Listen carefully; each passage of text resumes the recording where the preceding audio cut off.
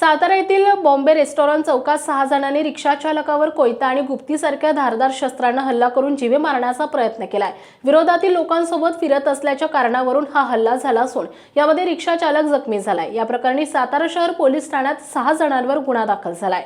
याबाबत संग्राम उर्फ माऊली बोकेफोडे यांनी दिलेल्या फिर्यादीत म्हटलंय की संग्राम बोकेफोडे हे दिनांक 2 जानेवारी रोजी रात्री 10 वाजण्याच्या सुमारास बॉम्बे रेस्टॉरंट चौकातील दत्त मंदिराशेजारी रिक्षा लावून बसले होते। यावेळी गजानन जाधव, आप्पा ओहळ, शुभम दोघांची पूर्ण नावे समजू शकली नाहीत। तसेच अन्य अनोळखी 3 जण त्या ठिकाणी आले। त्यांनी संग्राम यांना रिक्षातून बाहेर काढून तो आमच्या प्रतापसिंह नगरमधील विरोधातील लोकांसोबत का फिरतो असे विचारले।